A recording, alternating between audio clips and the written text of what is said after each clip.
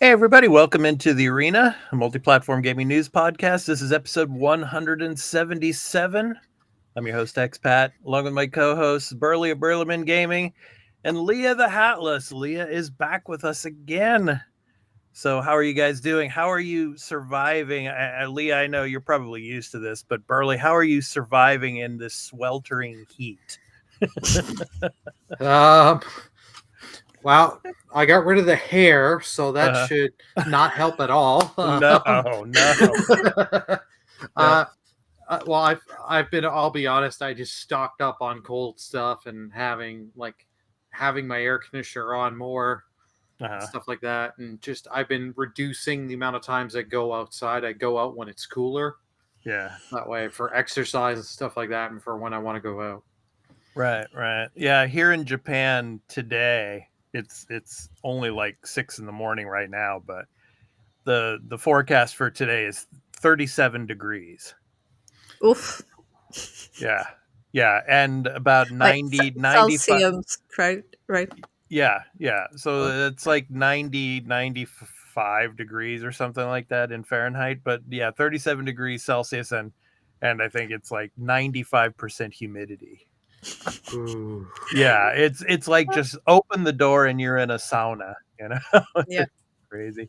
Very How's good. it going in Madeira, Leah? Especially with, of course, we're going to be talking about it in our programming notes. Of course, Star Wars, or Star Wars: The Acolyte, of course, was filmed there on Madeira Island. So, yeah, how's it going over there? Honestly, summer hasn't kicked off for us yet. I don't know why, but it's been pretty chill.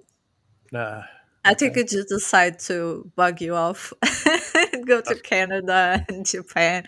Be like, you get less Yeah, heat for now. But So and you're June this saying is is I always come to kind of Moderna right now. the worst time of the year to be in Japan. I mean, July and August. I mean, when it comes to the humidity and everything, it's really bad. It's yeah. this month. Yeah, On the fun side, we're gonna have heat until December, so it's fine. yeah, He can come in a bit later. We don't yeah. mind. Exactly. All right. So we got a great show for you. We're going to be talking about a game that's gone gold recently. We're going to be talking, of course, about PlayStation a lot today because in our topic of the show, PlayStation's coming back to Tokyo Game Show. So we're going to be talking about that. And there's a company that's actually going to be missing as well from Tokyo Game Show. We're going to talk about that, so stay tuned for that. Also, of course, our picks of the week as well, and our programming notes talking about all of our other programming here on the Arena Productions. So anyway, just a quick reminder: you can also check out our podcast not only in video here on YouTube, but you can check it out also in audio. So yeah, over on Podbean we have, of course, this podcast in audio format. So you can go to podbean.com or anywhere that you get your podcasts, and you can look for the Arena Productions, the Arena Gaming News Podcast, and you can check us out. But yeah, check us out over on Podbean. That's our main site for our audio podcast. So you can check us out over there. So yeah, some good stuff. All righty. So you guys ready to get into the weekly news beat? But first, actually, before we get into the weekly news beat, let's go ahead and talk about the games that we've been playing. So I will go ahead and show my game here that I have been playing.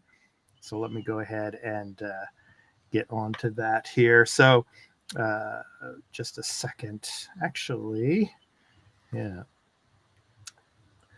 Let's see. What game is it gonna be? What game is it going to be, guys? Yeah. Chess. Yeah. Okay. So here we go. So yeah, my game is Near Replicant. So yeah, it took a minute. Forgive me for getting that up. Yeah. So yeah, this game came out originally on the PlayStation 3 in 2010. So and I think the only version of this game that the West had was, I think, the near replicant Gestal, I think it was, or Jezold or something like that. I forget the name of it, but yeah, this was of course reworked on, and the graphical fidelity was really really worked on. And this came out in 2021 on the PS4. It's now on the PS5. I'm playing it on the PS5. So I'm in the beginning stages, of course, where Nier is protecting Yona in that kind of like that parking lot area, in the prologue where he's fighting kind of like these the black beasts. So yeah, it's stunning. It's a beautiful game. And yeah, it's really interesting that it took almost 10 years for this to finally get out to the West. But yeah, so near Replicant. Burley, your thoughts on Replicant? Oh, it looks good. Like I have seen a few people stream and play this game. Hmm. It is one I've wanted to check out and try. Hmm. And I can't remember. I think isn't it on one of the services for PS Plus? Can't remember if it was on Extra at one point. Yeah, I think it is. Yeah, but Yeah. uh, yeah, I think it's the extra Hmm. because that's where I downloaded it so to play it. So, but yeah, go ahead. Hmm. I was just saying, not nice. Yeah, I definitely got to give this a try. Just don't know when. That's the thing. Too Yeah, many games, not enough hours, and we're coming into soon enough where all these games that we've seen from all these showcases are coming out. right, It's right. We're in like, a pickle. yep. Right. So yeah, so I'm really liking this. It's fun to play. So Burley, what about you? Well, no surprise here. Paper Mario: A Thousand Year Door, Mhm. still playing through it. I'm now on chapter 5. I'd say about halfway through that chapter. I'm over halfway through the game. Mhm. I am loving it. Every chapter is just they're adding new stuff. Just the dialogue is really good, and just all the like improvements over the first game. Just it's just like nice to see. And even at some points, like I found I was probably a little under leveled. But Mhm. if you're smart with your strategy, your items, your partner abilities, and the star abilities, Yeah, it's not so much about you being the higher level to do it. If you're good enough with your strategy, you can get through it. yeah, yeah. Leah, are you playing the Paper Mario? No, I No. actually joined a PlayStation Plus subscription. I know in Mhm. 2024. And I basically just caved in and I picked by Fubu's suggestion Sea of Stars. So I played a little bit of Sea of Stars Oh, nice, nice, nice, and nice. I loved Oh, it. Burley's giving you the thumbs up there. Yeah, Yeah, I mean it's a great game. Like yeah, you can't stop playing it. You just keep going and going and going. right. And yeah. since I have the subscription, I also tried another other games. So Dredge, it was one of them, which is really cool. Yeah, And I picked up Resident Evil 2. So nice. the Nice. remake. Actually, we're going to Uh be talking about Resident Evil a little bit in the yeah, weekly exciting topics. news. So yeah, interesting stuff. Yeah.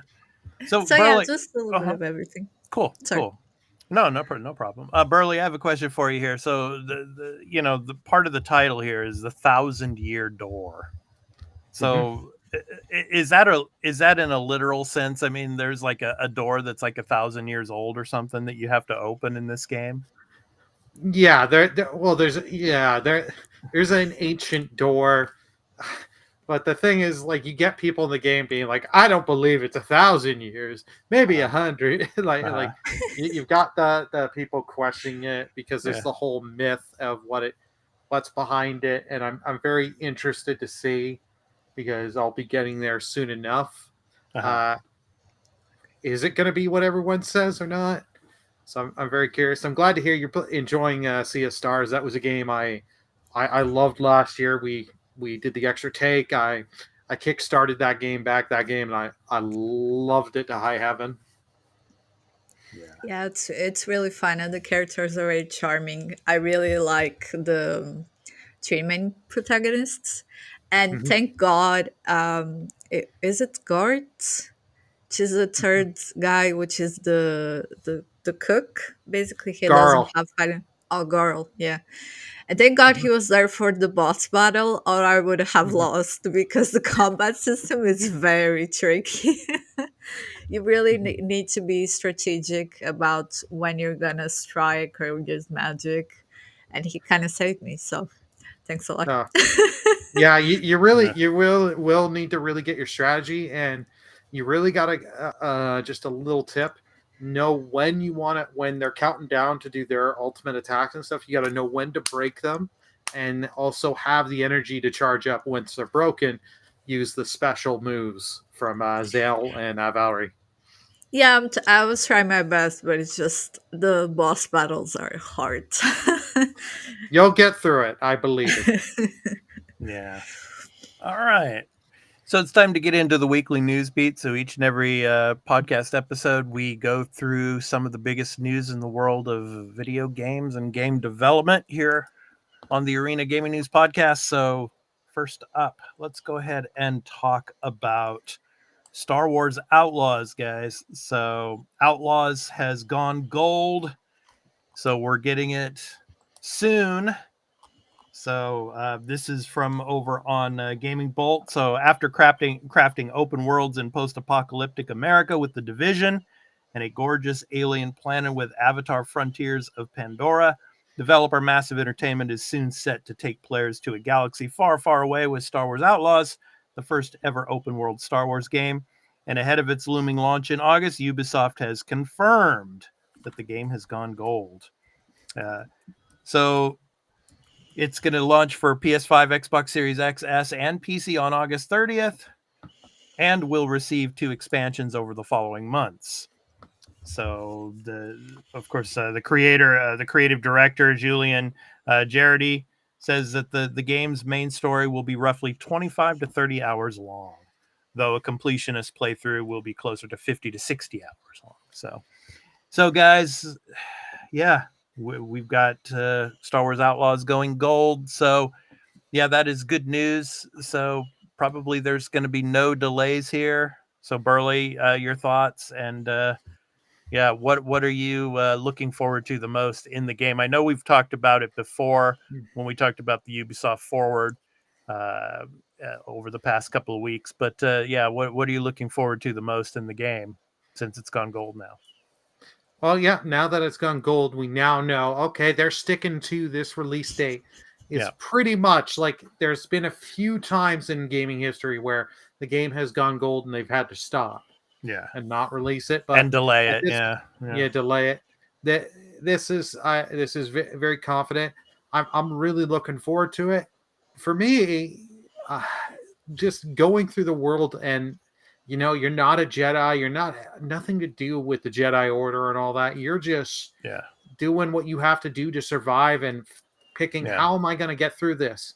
Am I yeah, going to steal? Am I going to blast my way through? Or am I just going to sneak, and then using that, seeing everything that you can do with the little creature, the yeah. little pet, I forget the name And the of it, companion. Yeah, the companion. yeah, And then I'm curious to see, because you're going to do stuff like, they know there's some stuff with the huts, Jabba the Huts, them for DLC. hmm, But are there going to be a thing like, how they had with the Outer Worlds, where you line up with factions, where if yeah, you lied yeah. with this faction, you get a perk, but you also get, these other factions are going to try and gun you down and kill you because now you wear their colors.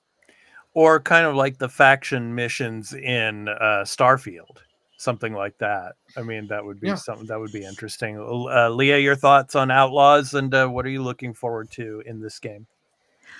I mean, just complimenting what Burley was saying. Maybe there's a solo path. If you don't take any factions, you kind of get a different bonus, maybe. Mhm. Um, at this point, it's just don't have bugs, don't have weird things happening. Just Okay, wrap it up nicely, I guess. I see. Yeah, yeah. I'm Let's not. Sorry. No, go ahead. Go ahead. Go ahead. No, I was thinking, let's not have another open world disaster where the map doesn't work and like the animations are weird and like, which has been kind of the crux of these open game worlds. It's just Mhm. there's so much going on that then release day comes and there's so many bugs. Yeah, It's just, the thing that I'm looking forward to the most in this is obviously you're going to be, running around and there's going to be all these crime syndicates. But the one I'm most intrigued with is Crimson Dawn. And of course, we've seen Kira, from Solo. She's going to be in this game. So, what kind of relationship do you have with her? And how how much work are you going to be doing with Crimson Dawn? I'm really interested to see there because Burley, you were saying that you don't want to see lightsabers, you don't want to see any Jedi or the Mhm. aspects of Jedi or Sith in this game. Well, who is the head of Crimson Dawn?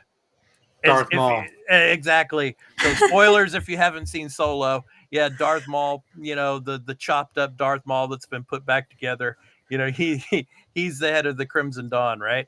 So if Crimson Dawn is in this game, we might get Darth Maul in this game. I'm hoping we don't, but that's a possibility. So,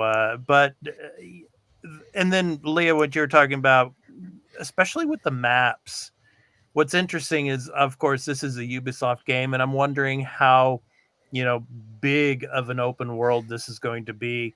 I mean, will it be on the lines of like an Assassin's Creed Odyssey or, or Valhalla or something like that? The size of these maps. So I'd be really interested to see. But yeah, yeah, I'm excited for it. I can't wait to play it and get my hands on it. Yeah, it's coming in August, so yeah, gone gold, guys. Yeah, it's good well, stuff. we're less than like a month left, so Yeah, yeah, yeah, and Yeah. it's right. I think right after Gamescom. I think is when it's coming. So yeah, it's gonna be. Yeah, I'm sure they're gonna have a lot more information to give to us during Gamescom related to the game. They'll probably dive even deeper into it. But I mean, by that point, it's like I don't want to see that. I Yeah. mean, it's like I've already. seen enough of this game already now that I'm really excited for it, and just to show me more, it's just like I don't want more of it spoiled. I don't know, expat, because they released like a final Tears of the Kingdom, and everyone was like, I don't know, this is too much. And like, we knew nothing. There was so much in that game Yeah, besides that final trailer. yeah, So maybe, who Well, knows? Maybe we can be surprised. mhm. yeah, I'm with Expat. I don't want another trailer. Just the only thing I want to hear is you can preload the game at this date, and I'm coming up. I'm just gonna do Ubisoft Plus, and if you do that, you can get the game a little bit earlier because you get the Ultimate Edition. So you just Yeah, pay for 1 month, pay the about I think it's like 20 Canadian, and then I have the game. I yeah, can play. yeah. Exactly, exactly. All right. So next up, this is an interesting story. Of course, PlayStation is been big in the news this week, and of course, we're going to be talking about PlayStation when it comes to Tokyo Game Show. But Mm. Leah likes the image that I created there. Yeah. It's really fun. Now, Lego Horizon Adventures. Obviously, this is dealing with Horizon, the franchise of Horizon, which of course is a PlayStation game. You know, made by Guerrilla Games, but. This game is going to be coming to the Nintendo Switch, and that was a big surprise to Burley and I, especially when we saw that. To me Uh, Yeah. as well.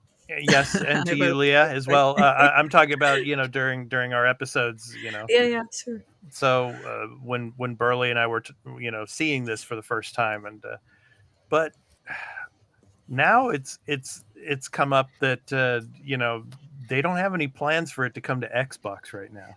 So That's an interesting question that I'd like to delve into. But first, I want to get into the story. This is from Windows Central from Samuel Tolbert. So, he talks about, of course, the Lego Horizon Adventures.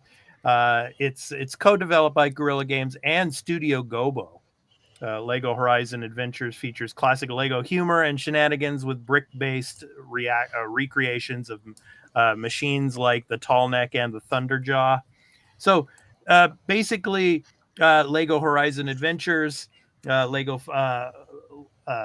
filed version of PlayStation Horizon games, been co-developed.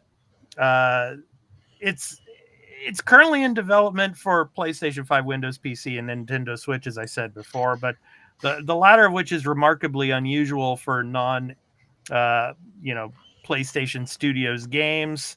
Despite being far more multi-platform than normal, the game has not been announced for Xbox consoles. And speaking with Steven Totello for his one-man newsletter Game File, where he also talks about the making of upcoming PlayStation 5 title Astrobot, Guerrilla Games narrative director James Windler noted that the game was meant to push PlayStation 5 hardware and, quote, look as amazing as it can possibly be on the system.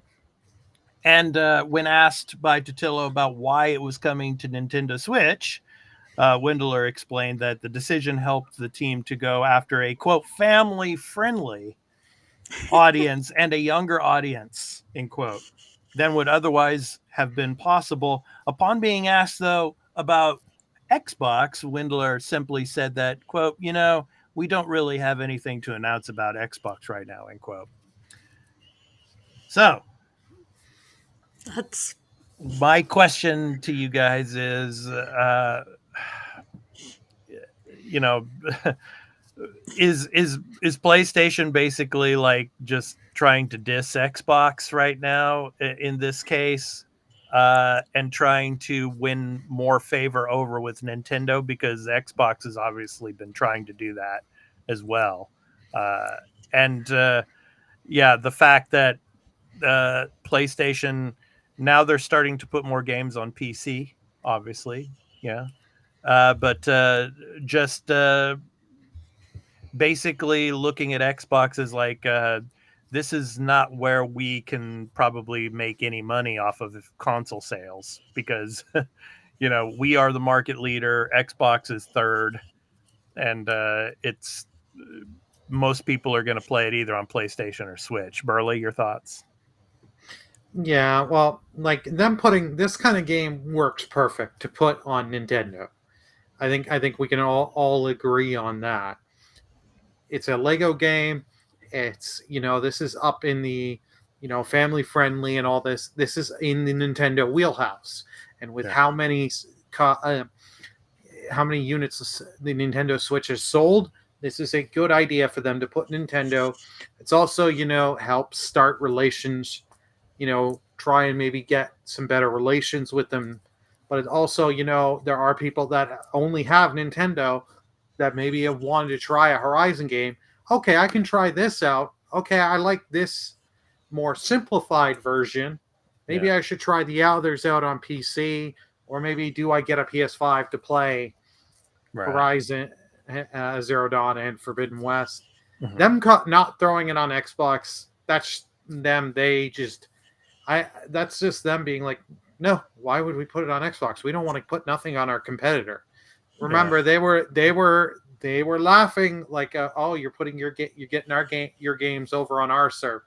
Yeah. They're like, PlayStation, you will see them die before they put over God of War or Horizon Yeah. on Xbox. They are Yeah. not going to do that. Well, to them, Xbox doesn't exist, right?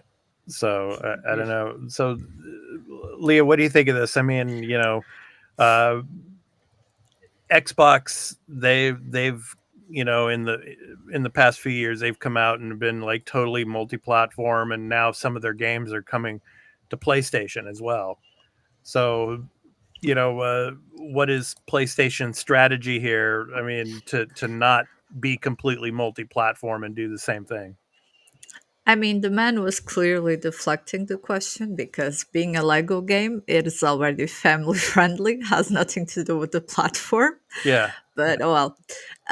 Yeah, I think it's just the old, like Burley was saying, it's just their rivals, like Xbox and PlayStation. They're super competitive. yeah. I know it just doesn't really make sense because Xbox also has family friendly games. Hmm. For example, like Ori and the Will o' the Wisps is Yeah, a platformer that anyone yeah, can play. yeah, It just it comes down to spite, I guess, or just the fact that they don't really believe in Xbox in the long run because it's coming for Windows, right? For yeah, PC, yeah, anyways. yeah, So why add another server if people already have it on the PC? yeah. Does it make sense? Yeah, that's a thing that, you know, when it comes to Xbox, that's the thing that's the big problem for them. I think, you know, because they'll put the game on the PC, but then they don't need to put it on Xbox because a lot of Xbox players are going to play on PC anyway. Yep. So yeah, I don't know, but I mean, it's interesting though when we get back to the, you know, the multi-platform issue here. I mean, PlayStation hasn't really been getting too much flack for the fact that they're not bringing any of their titles over to Xbox, whereas, you know, Xbox is thinking that, okay, let's put some of our big titles on PlayStation, you know, and you know, of course, people applaud that because, you know, now you can play some of these big Xbox titles over on PlayStation as well. But then, you know, the PlayStation doesn't seem to be getting the, you know, more flack for now not putting their titles over on Xbox. Your thoughts, Burley? Well, it's there are two kind of things. There are the people that just are like, PlayStation's going to be PlayStation, but PlayStation has always stayed consistent on their messaging on this. Mm-hmm. We're keeping our stuff on our platform because we want you in on PlayStation. Mm-hmm. We will put games on PC eventually because you know what? We might as well cater and get to that market. And Yeah. that's them opening up a little, but Mm-hmm. they're not changing. Microsoft for a while was no, you got if you want to play our games, it's Xbox only. Mm-hmm. Okay, now it's on PC. Okay, some of it's getting ported to Switch. Yeah. Okay, you know what? Some of these games, let's put it to PlayStation. Microsoft has. I'm not saying what Microsoft has done is bad. Don't. But they've changed their answer a few different times, whereas Sony just stayed with one answer. Yeah. Yep. Yeah. It just comes from positioning on the market in a lot of countries. PlayStation is the most popular platform Right. Right. and they're winning. And why are they sharing if they're winning? It doesn't really make Yeah. sense, right? Yeah. Yeah. It's like it's like you know, out here in Japan, it's like, you know, the PlayStation, you know, dominates Xbox 10-1 basically. So it's like, you know, why put it on the platform when you're, yeah, I mean, they should though, because they're going to make more money nonetheless, even that 1% or whatever, they're still going to make a little bit of money. But then again, it could be the, you know, the costs of actually putting it on the platform that might, you know, be more than what they would make back from, you know, getting games sold on it. But I Yep. just, I don't think it's really the cost. Like I'm sure they would get enough sales to put the cost back, mm-hmm, get the cost back. I think mm-hmm, it's more just of we put this on here, then mm-hmm. people are going to be like, okay, you gave us that Horizon game. Where's Yeah. Zero Dawn? Where's Forbidden West? Yeah, And Sony's going to be like, no, you want those? You're coming on PS5 yeah, or 4 or PC. yeah, That and you know people are going to be like, well, you gave us that one game, but you're not going to give us the rest. yeah, It's like, you know what? Just give you nothing, and then yeah, you know where you got to come and get it. yeah. Yeah, there's not that danger with Nintendo, right? Nintendo will never be able to run Horizon Zero Dawn. Yeah, but that's the interesting thing out here in Japan though, that it's coming to Nintendo Switch because out here in Japan, PlayStation's direct competitor is Nintendo, and Nintendo is, you know, pretty much recently just been you know, scrubbing the floor with PlayStation when it comes to sales numbers. No, I'm serious. And so it's like I was surprised, and I think like I said before, Burley, I think you were as well. That when we first saw this, it's also coming to the Nintendo Switch. What? Yeah, that was Yeah, a okay, this game is real. First of all, was like, oh, this is actually real because we yeah, heard rumors and we're all thinking, okay, is yeah, it all this other rumors like the Horizon remake? And it's like, yeah, now this is real. Okay, it's coming to PS5. Okay, that made sense. Nintendo Switch. Okay, this is what. yeah, Okay, this is interesting. They're changing their strategy around here. yeah, Okay, let's see this. yeah, yeah. But anyway, yeah. So I mean, I think it will eventually come to Xbox. It'll probably take time, be like a timed type of thing. It'll come to PC, and then eventually it'll come to Xbox as well. So I can't see it coming to Xbox. I can see PC. really, really, I yeah. well, I like I said, if you put this on Xbox, Hmm. people are going to be where's Zero Dawn, where's Horizon Forbidden West, and Sony is not going to put those over Well, there. Sony will just say it's Lego. It's just Well, Lego. It's Yeah, it's just Lego. like I mean, you're not getting the main yeah, game. We'll give you the Lego stuff, for the kids. I mean, it's pretty much like a condensed version of it. It's just instead of taking 40 hours, just take like 20 and you get Yeah, the full same story. yeah, yeah, yeah, yeah. All right, let's go ahead and move on. So the next up, Capcom. Yes, Capcom officially announces a new Resident Evil video game. And Woohoo. before we get into the story, though, I just want to mention out here in Japan, news broke about Universal Studios Japan Oh, in October for Halloween season. They're going to have a Resident Evil attraction. Yes, oh, at that's cool. Universal Studios Japan. But here's the catch, though. Oh, It's only open from 6:30 p.m. to closing at 9:30 p.m. and children 12 or under cannot enter. of course, it has to be ooh, scary. Like Yeah. zombies during the day. That's not spooky. Yeah, well, you're going to be able to work alongside characters from the series like Chris Redfield and some of the other characters, Jill Valentine and everybody else. So yeah, Nice. it should That's be really awesome. cool. So, but yeah, only from 6:30 p.m. to 9:30 p.m. though. It's like, it should be like the whole day, but no, it's like it's got to be at night. So, I but mean, now you yeah, get the scary. yeah, it's probably gonna be pretty scary. But anyway, Universal Studios Japan, it's coming in October. So, the Resident Evil here in Japan, it's called Biohazard. They don't say Resident Evil, it's Biohazard. So, yeah, the attraction is coming. But anyway, let's get to the story here. So Capcom announced this. So, new Resident Evil game is coming. So this is from over at Hypebeast. So Capcom announced the news during their next summer 2024 stream, and they also talked about some other titles, and we're going to get into that here in a minute. But yes, so Resident Evil 7 Biohazard director Nakanishi Koshi-san as the head of the new project. Quote, "It was really difficult to figure out what to do after Resident Evil 7." End quote. So the video game director and designer said via IGN, quote, "But I found it, and to be honest, it felt substantial. I can't share any details just yet, but I hope you're excited for the day I can," end quote. Additional information about the game, including a plot and release window, were not revealed, but that's where we're going to start here. Leah, I will start with you on this one. So, what? About damn time.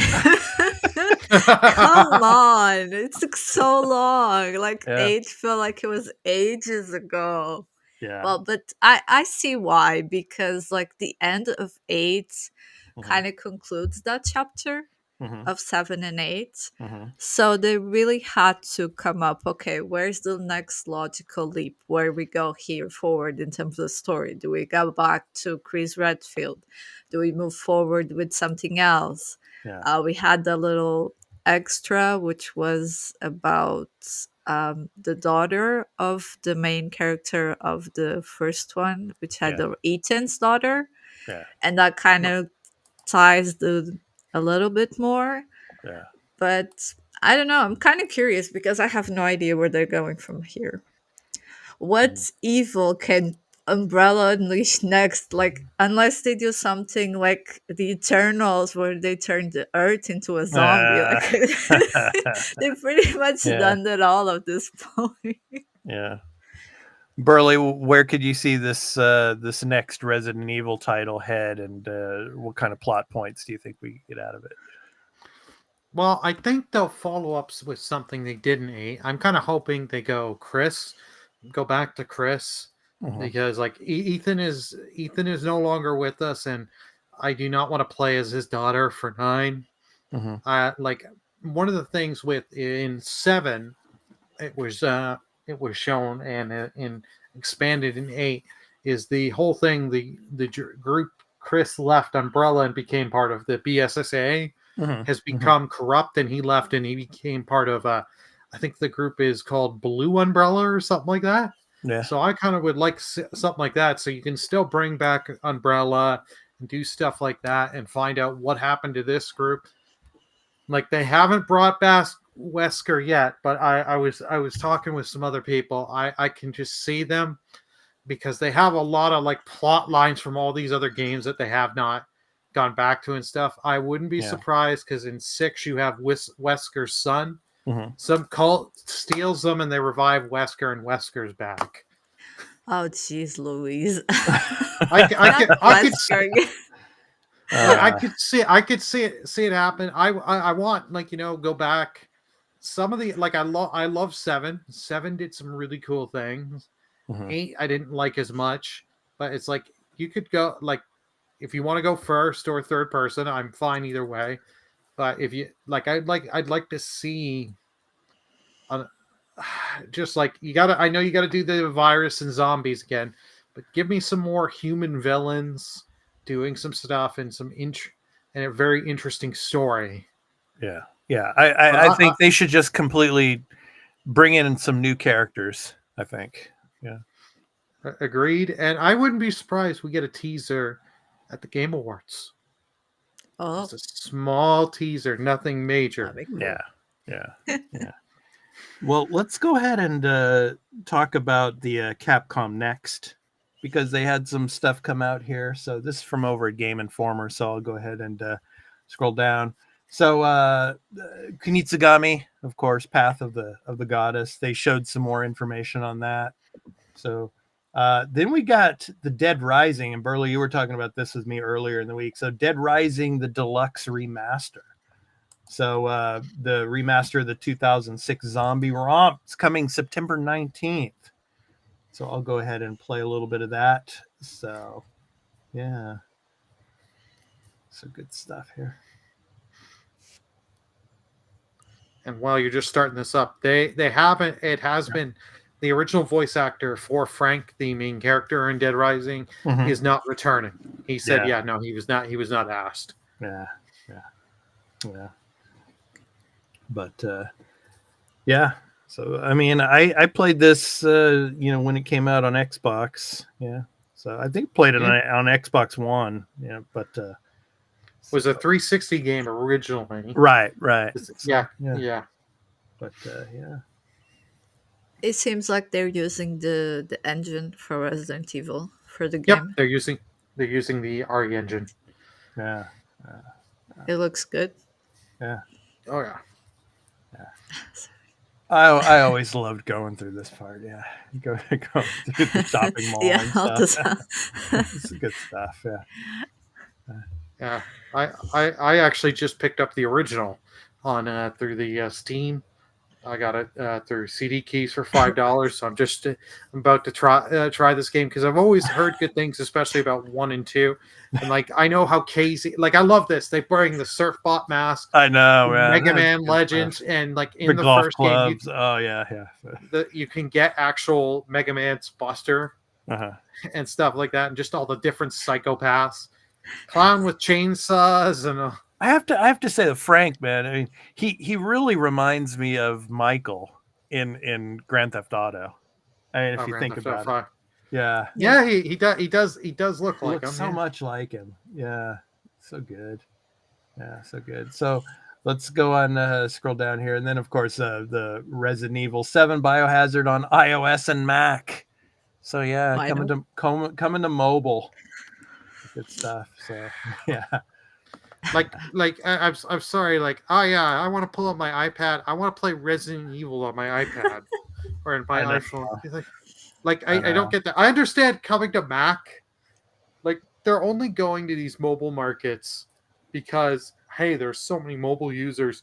You can potentially gain so much. Yeah. But it's like all these people that will go. Like the few people that buy these games, they're not selling well on mobile. Right. Right. Right.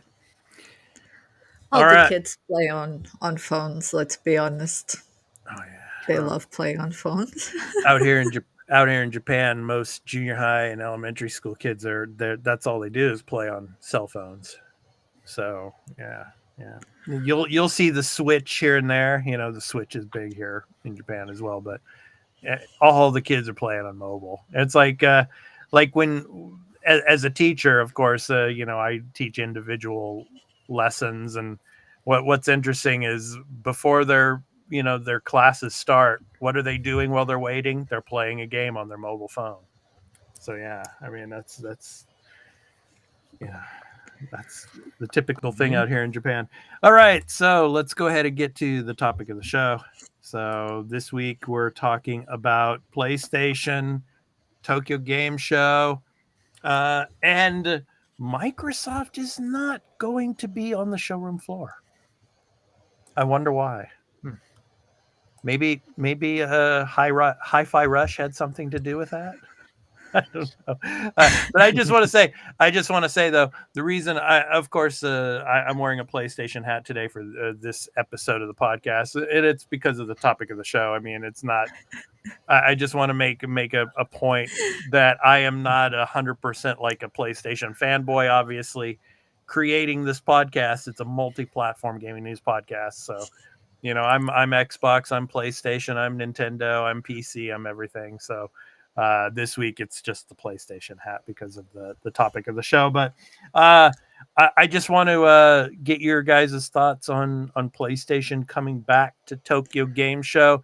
Obviously, I remember going to Tokyo Game Show and they had like at Makuhari Messe, they would have a whole floor. I mean, the whole show, one whole main showroom part of the floor dedicated to PlayStation. So That's cool. I'm really excited to go back there this year and to see how big of a presence they're going to have on the showroom floor again. There's like over 3,000 contributors this year and that are going to have booths and all at the show. It's going to be huge. But I was surprised to see that Microsoft is not going to have presence on the showroom floor this year. Whether they actually have some kind of digital event, uh, we still don't know as of yet. But I know that they're going to be making a big showing at Gamescom. So maybe that's one of the reasons why they decided to pull out of TGS. Um, I don't know, but PlayStation coming back is really exciting. We're probably, like I show in the image here, we're probably going to get a lot of Astrobot at the Tokyo Game Show. I'm looking forward to actually, hopefully, meeting some Astrobots. We need to do a special episode for the arena productions. Oh yeah, well, I'm hoping to do something while I'm out there. But yeah, and there's going to be cosplayers, galore at the Tokyo Game Show, and I'm sure there's going to be at least one cosplayer that's going to be dressed up as an Astrobot. So I mean, there's going to be a lot. But what are your guys' thoughts? I mean, it's good to see PlayStation back at Tokyo Game Show. I mean, it's their home base, and I think it's a good thing because when Jim Ryan was in charge of PlayStation, he was more focused on the American and the European markets, and they kind of lost focus on Japan. Whereas the new leadership now, since Jim Ryan has departed, I think they're really trying to focus more on the home market. And I think that'll be a good thing. So, what are you guys' thoughts? Leah, I'll start with you first. I mean, yeah, it makes perfect sense. It's just silly that uh, Sony is a Japan company, not being in the Tokyo Game Show is just strange. But I mean, they have a cool robot now. That could be a big motivator. Uh-huh. It's just showcasing the games. It's really important, especially since you mentioned that PlayStation is losing market for the Switch, and it's just not the main competitor. Uh-huh. It's just it's really fun to do these. I can understand like financially it could just be not viable if their bigger investments were to grow the American and the European markets, because boots are really expensive. They're crazy expensive. Yeah. Just Yeah. to fill it up and hire people to work there. But Yeah. I mean, that's cool. Really cool they came back. About time. 3,190 booths will be at this show, and 731 exhibitors, including Bandai Namco, Capcom, Koei Tecmo, Konami, Sega Atlas. I'm really interested to go to that booth. So I want to see what they're going to show about Metaphor, Refantasio, as well as maybe we'll get some information pertaining to Persona 6. Yeah. I'm hoping we do, but anyway, Sega Atlas, Square Enix, and Ubisoft will be there as well. So maybe we'll see some more of Assassin's Creed Shadows. They might show some of Shadows off there. Yeah. And what's interesting is I want to talk about that just real quick before I get to you, Burley, because Assassin's Creed Yeah. Shadows, there was a petition that was put out here in Japan the to have signatures to try to get Yasuke removed from Assassin's Creed Shadows. And what's interesting is the majority of the people that signed the petition are not even Japanese. So it's Yeah, it's a bunch of I foreigners. saw that. I just could. I had to laugh at that, but anyway. Okay, so Burley, your thoughts on PlayStation and returning and Microsoft not being there? Well, I think Microsoft's not going there because they want. It's rumored they rewatched the Game of Thrones episode called "The Red Wedding," and we're fearing that Tango's No, going to no, no, send no, their no, no, no, no, regards. no, no, no, no, no, Burley. Not the Red Wedding. Spoilers for those of you who have not watched House of the Dragon season 2. The blood and cheese sequence. Oh my god. The blood and cheese sequence, yeah. Which actually, it's what's interesting is they're not even called blood and cheese in the show. In the books they're blood and cheese. But anyway, go ahead, Burley. Yeah. Yeah. Now, Microsoft, like I said, it's no surprise. Like earlier, they were going to skip this event with everything that they just did earlier this year. Going to Japan this year is not going to help them. It's going to do more harm than good, I feel. I think they need to go away for this year for TGS. Let things cool down there because I think it's safe to say Japan is not going to forget. They are not going to forget what Microsoft did. Yeah. So that's the thing. They're hoping, okay, skip this year. Next year, really focus on the Japanese market and really try and get us some favor over there that we can maybe attempt in 2025 to come out. Now, PlayStation coming. Go ahead. PlayStation coming. It's nice to see PlayStation coming back because it's been like 9 years since the last time they were at TGS. So it's good to see them come back. But like you said, Expat, they've got new people in managing and all that. But also, PlayStation is divesting. They're going into mobile too. And what is big over Japan? Yes. Oh, yeah. Mobile gaming. So you know what? Yeah. It makes sense to go there. Like I can understand if they're going to start really going into mobile, the one market you really want to push, start with it, especially if you're already your home base is in Japan. Start there. You can get people excited there. Yeah. The excitement will spread, especially with the internet, and it'll come to the West. If the property is good enough and the games are good enough, it will come over. Yeah. more than 80% of those booths that I mentioned, of those 3,000 plus booths that are going to be there, 80% of them will be mobile focused. Makes Yeah, sense. yeah. And another big publisher that's also going to be there, THQ Nordic, is also going to be there as well. So Right on. yeah, THQ Nordic's going to be there. So yeah, I mean, yeah, it's like there's probably of those 31 or 3,200 or so booths. Yeah, probably about 3,000 of them are going to be mobile and stuff. So, and not only Japan too, the Korean market's going to have a big presence here as well. So, you know, of course you've got Stellar Blade, of course, from Korean developers, and of Oh course yeah. Honkai Star Rail as well is pretty big. So yeah, good stuff. Good stuff. Yeah. So I'm just happy to see them back. Um, it's unfortunate that Microsoft, but I will mention this about Microsoft being there. I mean, I'm not a hater on Microsoft or anything, or on Xbox. I like Xbox and all, but I mean the presence at Tokyo Game Show for Xbox on the showroom floor.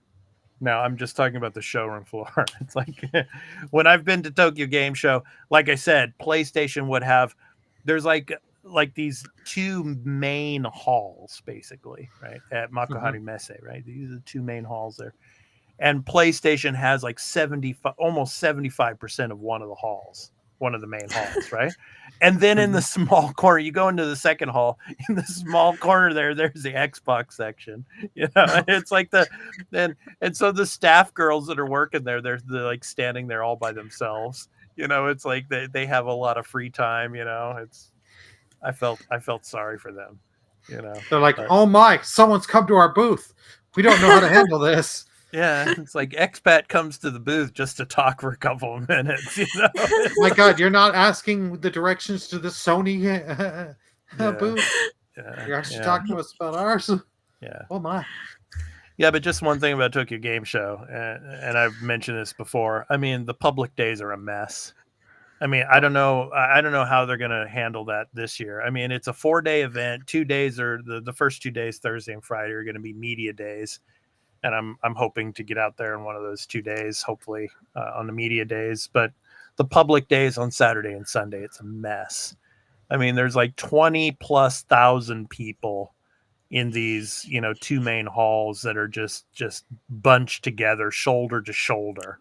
It's really crazy. And I understand, during the COVID era, of course they had to cancel. There's just no way they could have done it back in that time. But I mean, even pre-COVID and now, I'm wondering what kind of precautions they're going to take. But it's and the queues, the waiting lines to demo a game. It's like one game you'll be in a line for 4 hours or so. It's just crazy. Get 5 minutes of playtime. Yeah, it's a mess. So I mean, those that are in the media and all, they're the lucky ones, because then they get to actually have some breathing room and walk around. So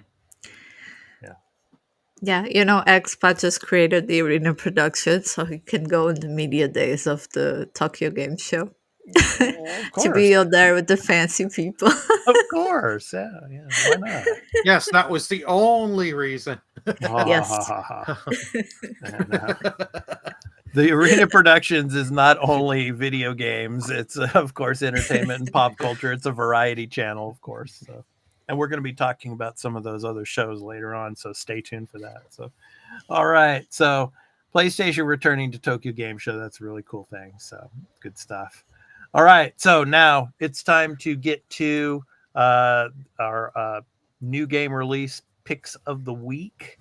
So each and every week we pick a game from releases.com, and we talk about those games so that are going to be releasing. So this is for the week of July 8th through the 14th. So you go to releases.com to check out all the games that are coming out for all the platforms this week and through the rest of July and beyond. And let's see, I think this week, yes, Burley, you are first. So Alrighty. what game do you have for us? My pick of the week is Angerfoot. Angerfoot is an adrenaline pumping, high speed action game where you crash through the chaotic landscape of Shit City, taking down a ruthless assortment of gangsters with powerful kicks. Unleash your deadly feat on a vibrant array of anthropomorphic foes, clearing slums, sewers, and skyscrapers. Along your way, you'll gather new weapons, unlock various sneakers, and upgrade your abilities. So it is coming July 11th to PC. And who doesn't just want to go around just start kicking things? Oh, those crocs there, Yeah. just Oh killing yeah, it. Yeah. Well, I know why Burley picked this game because it's the name of the city is Shit City. So that's that the was only not the reason. reason that That's the only I reason was why he picked this game when he was reading the description. Oh, that sounds good. Yeah. I saw Anchor Foot as the title. I was like, okay, I gotta take a look. I didn't even Yeah. see the part of the city being called Shit City. I was like, Uh-huh. okay, I'm just going around kicking things with different shoes, different powers stuff. Alrighty, sign me up. All right. Sign me up. All right, Leah, you're up next. Okay. The game I picked is Draws. Draws is a dark fantasy adventure where you'll swap between a small gooey creature and her human bounty hunter shell. Little Draws and Captain are very different beings, but they'll have to put aside their differences to make it out of the spooky alchemy tower in one piece. Unravel the mysteries within the tower as you meet its strange inhabitants. Collect alchemical treasures and explore a world where there's a twist around every corner. And it comes out on July 12th. And it just sounds really fun. Nice. Cute look. Good stuff. All right. I am up next. So my pick of the week is The Last Alchemist. In the superstitious heart of 17th century Europe, alchemy is a mad new practice to be feared and forbidden. The Inquisition, a group of fanatical lawmakers with rising power, condemns alchemy as heresy and intends to root out and punish alchemists as the world's most dangerous heretics. As an apprentice with a knack for unruly experimentation, you must master alchemy in a world that, that is in hate of alchemy. So it comes out in 6 days on PC on July 12th. I almost picked this one as well. It sounds really fun. Yeah, that's good stuff. Yeah, good stuff. Excuse me. And I really like the art style too. Yeah, Oh it's yeah, the really art cool. style is really good. Yeah. So, alrighty. Last Alchemist. It's good stuff. Yeah. So those are the games that are coming to, of course, all of you. So you can check out releases.com. So you can see in the ticker below here, releases.com, for the games that are coming out July 8th through the 14th and through the rest of July and beyond. That's www.releases.com. So you can check that out there. It's good stuff. Yeah. So, okay, next up, let's go ahead, Burley, and talk about Game Pass for this week. So, what do we have coming to Game Pass for Wave 1 of July? Alrighty. So we've got these first two entries here are already out. Journey to the Savage Planet to Cloud Console and PC. Nickelodeon All Stars Brawl 2 that came out on July 3rd to Cloud Console and PC. We got Cricket 24 that's coming on July 9th to Cloud Console and PC. The Case of the Golden Idol on Cloud Console PC on July 9th. Neon White, Cloud Console PC July 11th. Tashia, this was on PlayStation last year. It came Burley, over. pronunciation, Chia. Chia, yes. to Cloud PC and Xbox Series X and S July 11th. Magical Delicacy on Cloud Console and PC July 16th. And Flock Cloud Console PC July 16th. Nice.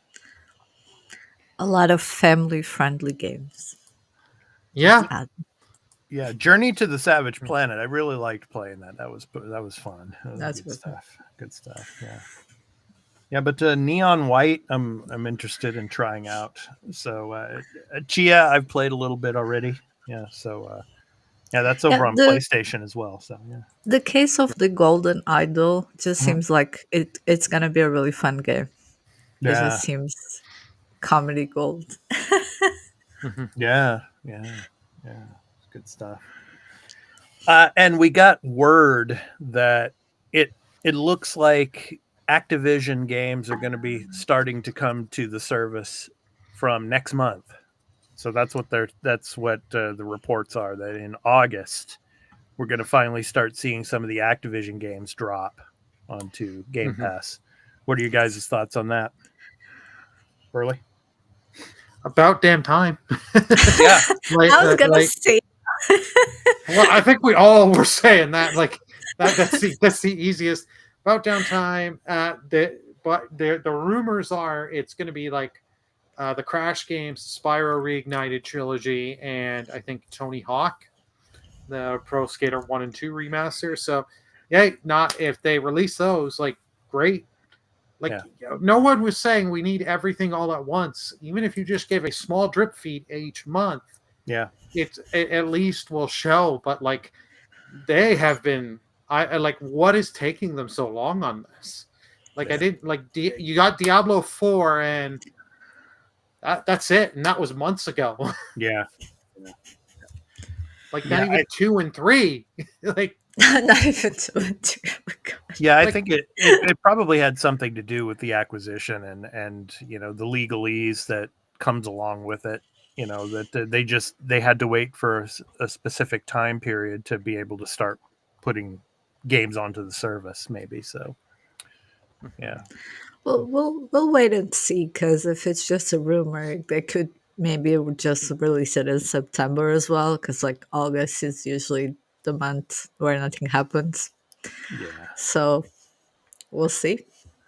yeah. But I mean, some of these games, I mean, I don't know about Cricket 24. I don't know if you guys are going to be playing that. I'm probably going to be skipping that one. But but for those of you that love cricket out there, I hope you enjoy that game. But yeah, I think I might play a little bit of Journey to the Savage Planet and Chia again. So get back to those. But after I finish Near Replicant, though, that's going to take a while. Yeah. So yeah, that's good stuff. So all right, so those are the Game Pass Wave 1 for July games. So now it's time to get to our programming notes. So, of course, here on the Arena Productions, this is not only a channel for gaming and gaming news and game development news. Of course, we take pride in giving you this podcast. Of course, the Arena, but we are also an entertainment and pop culture related channel. So, the Arena Productions is a variety related channel, and we have some really cool content for this week that have come out. So I'm going to show you some of that now. So yeah, first up, House of the Dragon, season 2, episode 3. So Rhaenyra's bold new move. So my recap and review of that episode. So not any spoilers, but I'm really starting to think that they're pushing the war the I mean into season 3. I think that the real like dragon battles and everything we're not going to see this season because we're already 3 episodes in. Episode 4 is coming up on Monday, and we still haven't seen really any battles yet. I mean, we might see some this coming week, but yeah, I mean, it's just a lot of political intrigue. I'm really enjoying the season so far. Emma Darcy and all the rest of the cast, they're doing an amazing job here. So I'm really enjoying it. And we did though. Mhm. I won't spoil it, but we did get a really cool Easter egg in episode 3 here. So if you were a fan of Game of Thrones, look out for that Easter egg. And if you watch my recap and review, you will see that. So yeah, check it out. So, Leah, have you been watching House of the Dragon? No, I have not. I'm kind of the person that like to binge watch shows, so maybe when season 2 is up, I'll go there. But I think it's just a faithful after adaptation of the books because they're very political. There Yes. isn't a lot of descriptive of battles. It's just the connections and political intrigue that kind of goes around. Yeah. Kind of shame though. It's called the House of the Dragon. You don't have dragon. That's sad. Well, you see the dragons, but they're not fighting yet. So, Wow. but it's coming. But I mean, it's like when it's like everybody's really highly anticipating these dragon battles in the sky, and it's like when is it next episode or is it the next one after that? Who knows? I hope they don't pull like a Hobbit trilogy on you when it's Yeah, like, okay, end of movie 2. This is it. The dragon's gonna slay, and then movie yeah. ends, and you don't see the dragon Well, I think again. George R. R. Martin said that this series is probably going to be 3 to 4 seasons. Oh, okay. So So to get through the war and the conflict and all. So, all right. Next up. Yeah, go ahead, Burley. Yeah, yes. I'm sorry. Your thoughts on House of the Dragon? Go. I'm enjoying this, and like I'm enjoying some of the new scenes, and like the book is an interpretation of like it's a secondhand accounts from maesters and stuff like that, their stories. But one of the things I did not like with the last week's episode is the title of the episode makes you think a certain battle is going to take place. Mm-hmm. They show you nothing. They show you two people yelling at each other, and then cut, and then there's people on the ground. And it's like, I'm not saying I needed 20 minutes out of the episode to be a battle. Mm-hmm. You don't need to give me the full battle. Give me a little bit of something here. Yeah. Like, I know, like Shogun gives you an earthquake. Why can't just give you a little bit of people fighting? Well, because Japan is full of earthquakes. Yeah, but like they show you like the earthquake, and it isn't just like, oh, the ground is shaking a little bit. Okay, now everyone is buried. No, like they show you what happens and people reacting to it and whatnot. Yeah. So I kind of get what Burley's saying. It's kind of frustrating. Yeah. All right. So next up on the Star Trek side of things. So Star Trek Prodigy. So season 2, the full season has dropped on Netflix. However, I've decided I'm going to put out, this was the premiere, so episodes 1 and 2. So my recap and review of the first 2 episodes. Gwen's Dangerous. Yes. Mission.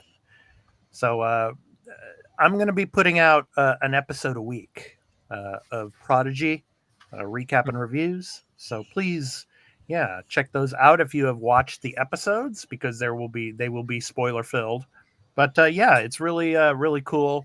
We get of course Admiral Janeway is back. We get the Doctor, of course, from Voyager, in the series as well. And of course the voice of Ella Purnell, who plays Gwen here.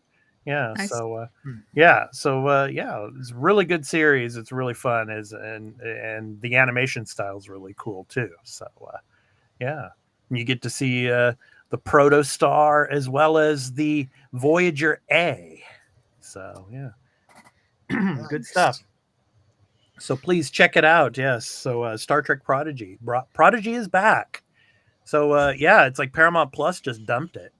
And it's like they had to find, a streaming service to pick it up, and Netflix picked it up. So, hats off to Netflix to do that, because Prodigy it's a really, really good series. And, I just don't understand. I guess Paramount Plus's, thoughts were, they've got Lower Decks, they've got Strange New Worlds, and Strange New Worlds right now is the thing for Paramount Plus when it comes to Star Trek. So, I guess Prodigy was just the odd man out in a sense, but it's really good. So please check it out.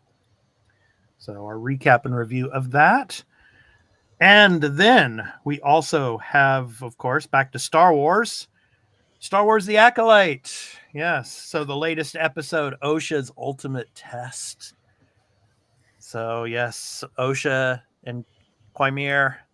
Yes. So, of course, our spoiler filled recap and review. And of course, Leah, you probably have some things to mention because you're over there in Madeira where they filmed some of this and, where they had these the pools and all. I think Fubu was talking about it a little bit too, but could you tell us, not to spoil the episode or anything, but can you tell us about the location that is in this episode when it comes to these Okay, so like the onsen pools? Yeah. natural pools Yeah. of Mm-hmm. Porto Muniz, is it?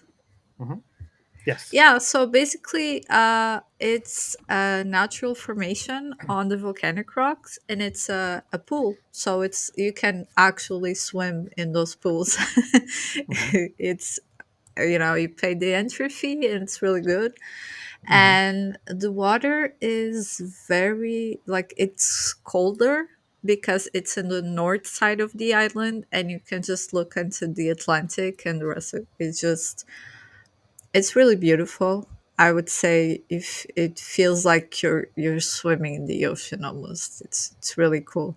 And it's like almost like a 40-minute drive, an hour drive from Funchal. So Mm-hmm. you can literally do like a day tour, I believe, Mm-hmm. around the island just to go to these locations they shot Star Wars in. Maybe that'll be my business idea. I'll just do a Star Wars tour around here Yeah. Yeah, you could. because everything is super close and you can pretty much do it in a day or two. Yeah. But really, really cool. I really enjoy going there. They're really beautiful. Yeah, so we've got 2 more episodes left, and I'm not going to spoil anything, but yeah, there's still a lot of questions remaining to be answered in this series. Whether or not we're going to get a season 2, that's yet to be determined. But yeah, the way things are going, it looks like they probably should do a season 2 to get through all of these plot points and everything that's going on there. Burley, have you had a chance to watch The Acolyte now? No? I have not. No. Wow. I You're I so interested in the Sith. I would have thought this would have been the series that you would be so primed to watch. Yeah. I plan to watch it at this point, just with Yeah. everything that's going on. It's just I'll just binge it.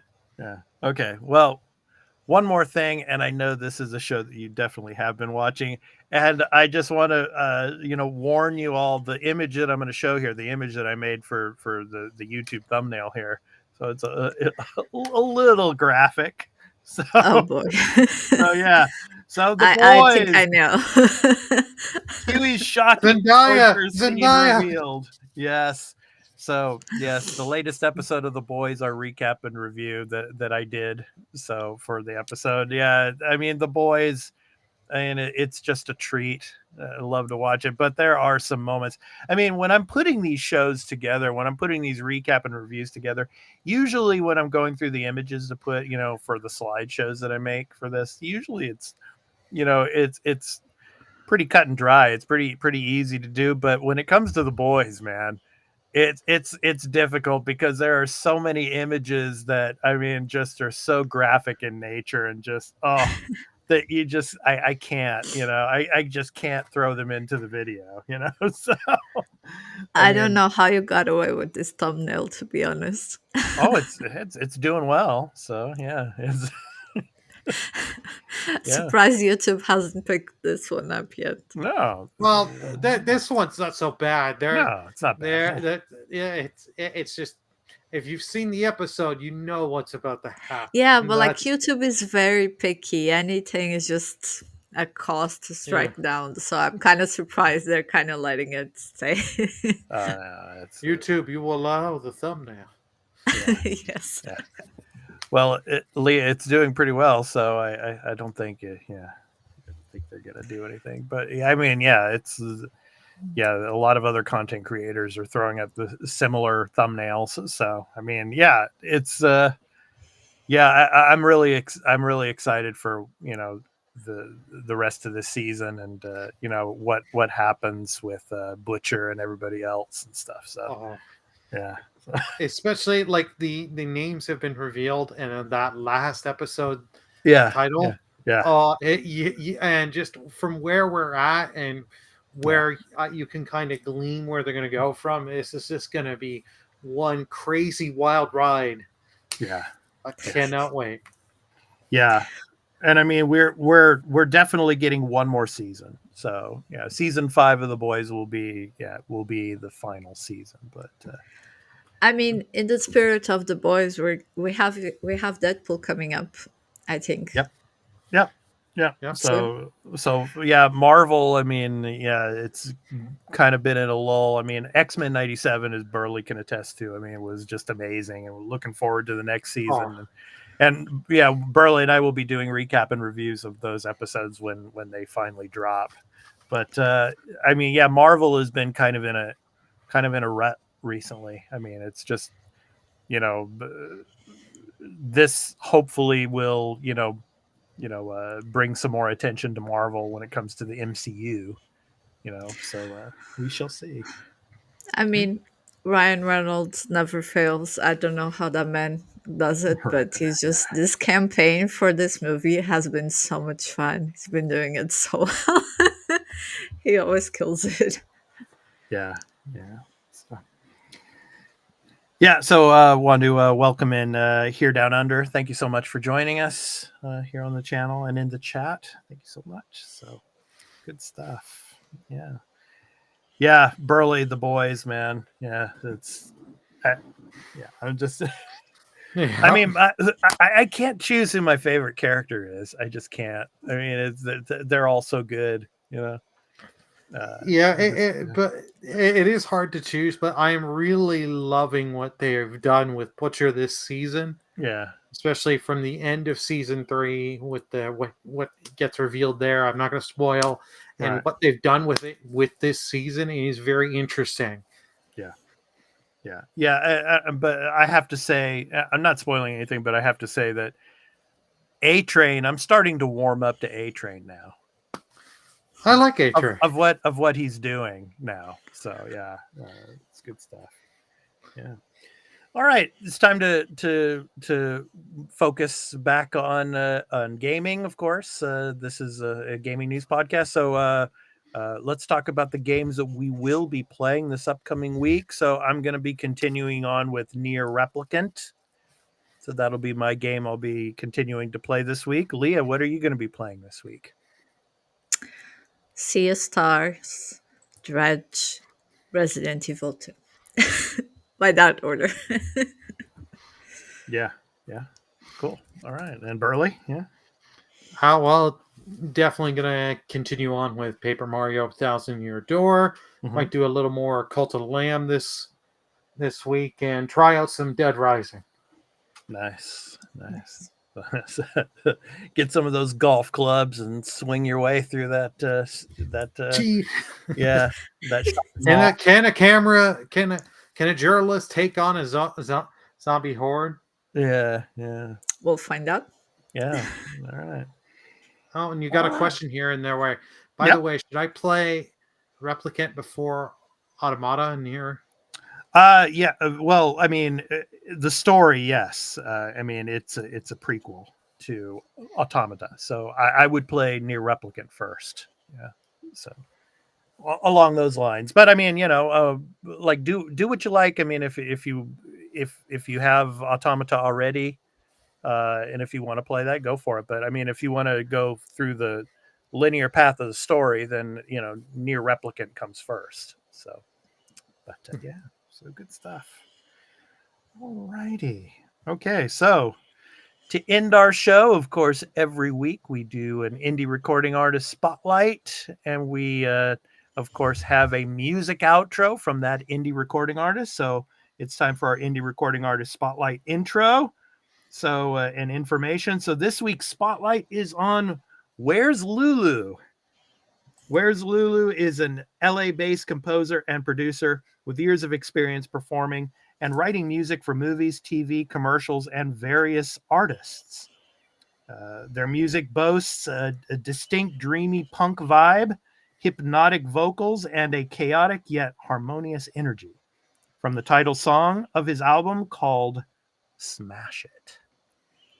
So this has been The Arena, a multi-platform gaming news podcast, episode 177. I've been your host, Expat, along with my co-hosts, Burley of Burleman Gaming and Leah the Hatless. We hope to join you next week for the next episode, and I want to thank all of you. Thank you all that have been in the chat, and of course that have come here during the live portion of the video. And of course, this will be a video on demand on the YouTube channel, The Arena Productions. So thank you all so much for your support, and we hope to catch you in the next one. So please enjoy the outro with the music, and have a great week of gaming, everyone. So take care. Peace out.